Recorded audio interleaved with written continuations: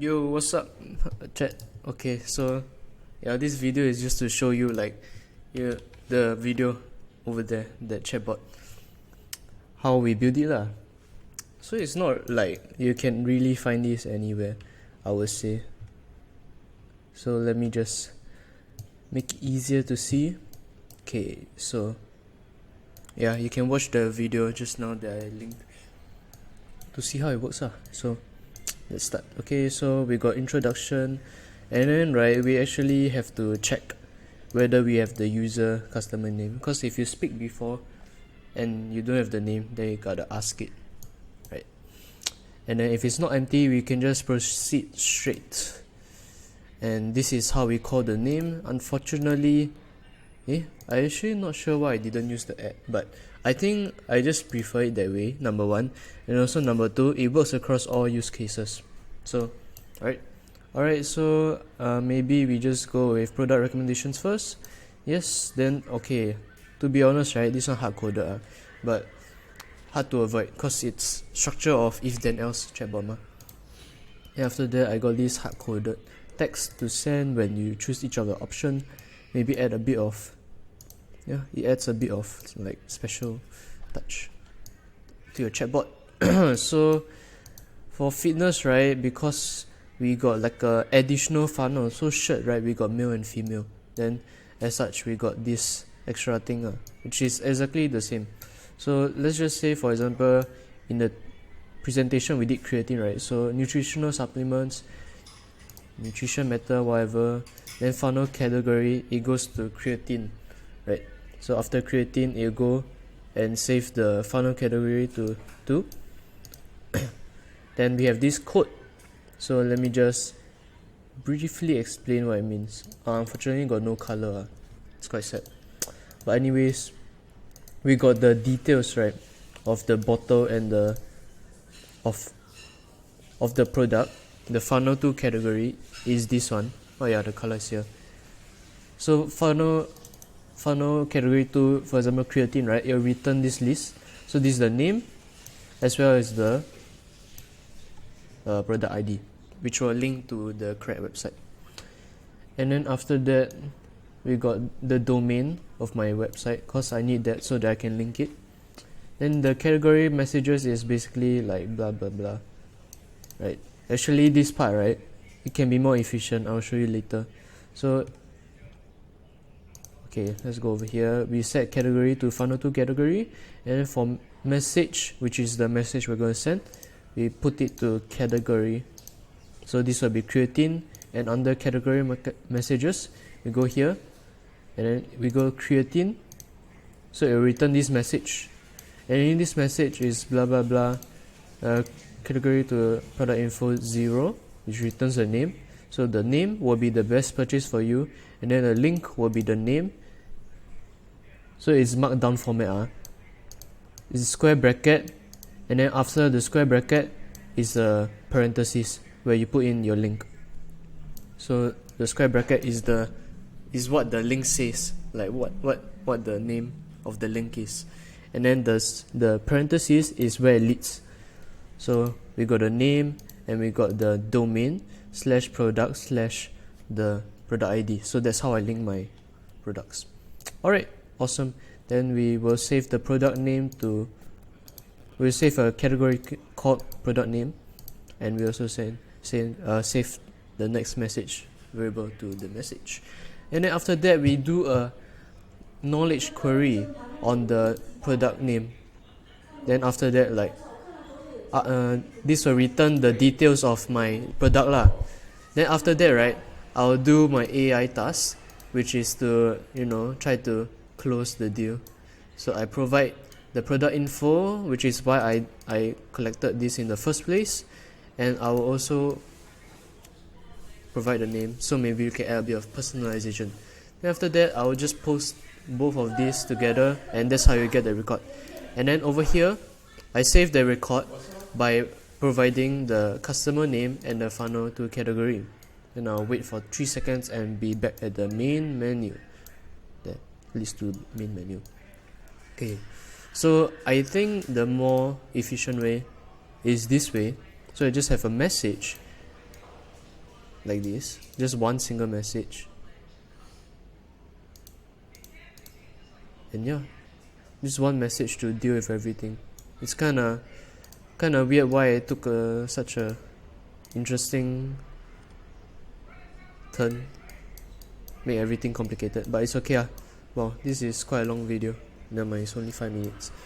Alright, so for our question answering, firstly, the user have to go through, answer my question, then we will ask the question, provide some personalization by providing the name, addressing the customer.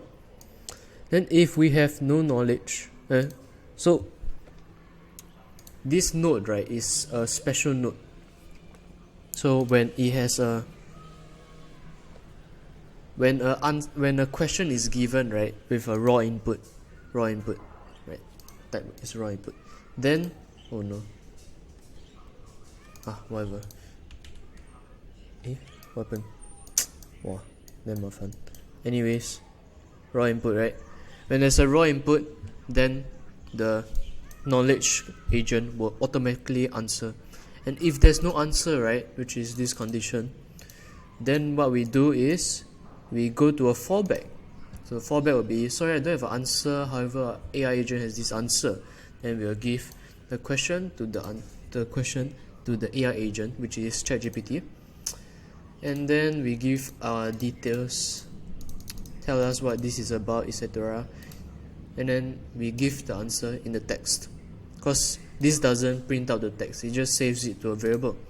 Then after that, we insert the record into our AI answers table. We have the name, we have the question, we have the AI answer. After that, we ask any further questions, and yes, no, depends. It will maybe restart the whole process again, or it will go and lead us to the main menu. Perfect. So now this is the part where we don't really see in like other YouTube videos, which is custom trigger. Okay, so this one I need to pull up my website.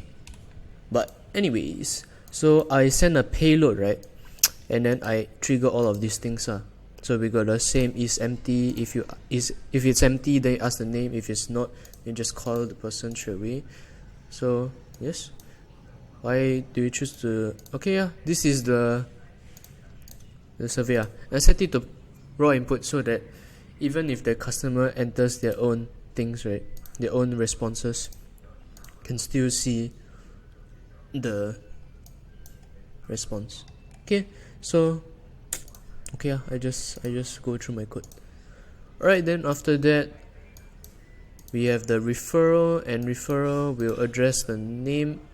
We'll ask for the name of the referral, save it to person name, because person name can extract the last name and the first name, making it more formal, more professional.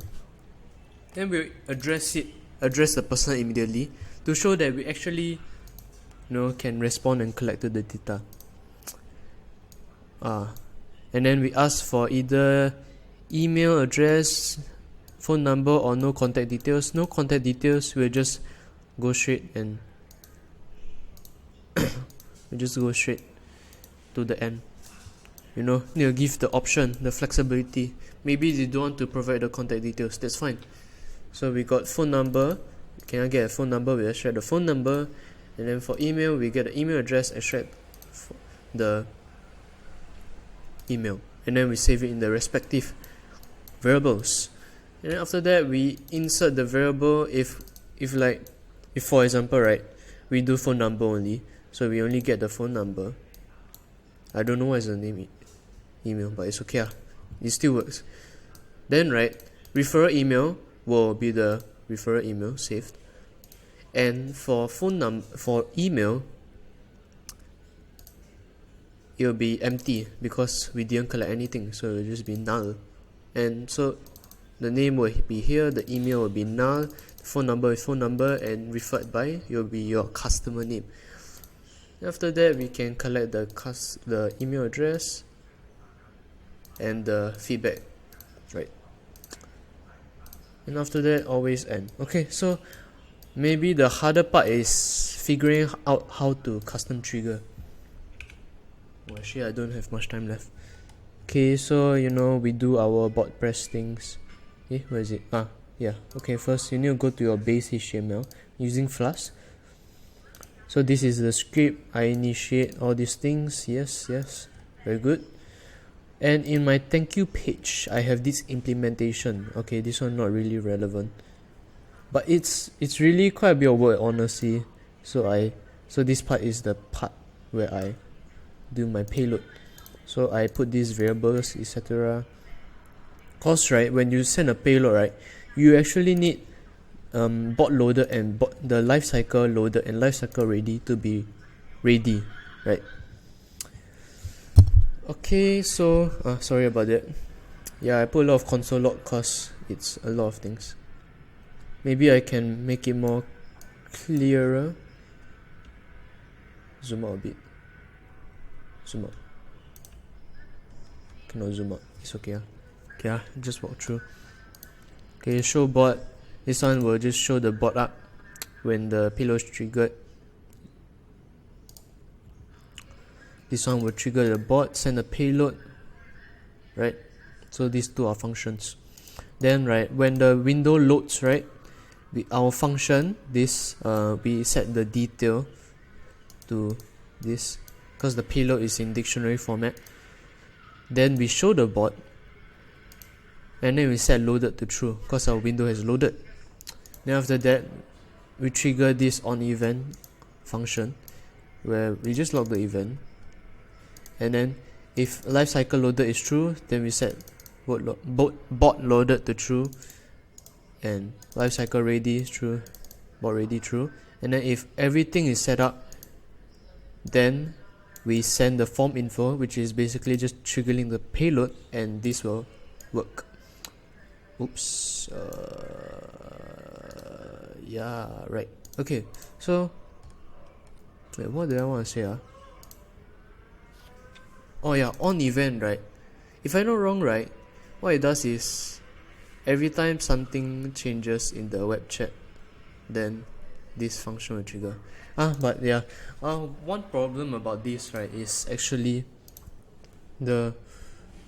if for example you are caught in a input state, so maybe you ask a question, then it's asking, sure, what do you want to know? When you go ahead and trigger the payload, maybe you ask you ask a question and then you didn't exit the service. Then when the payload is triggered, it will actually ask the question again, which is not good because we run our automatic feedback collection, so that's a bit unfortunate.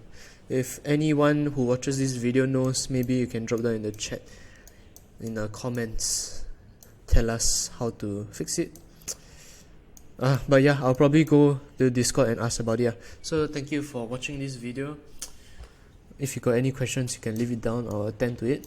And thank you. Bye bye.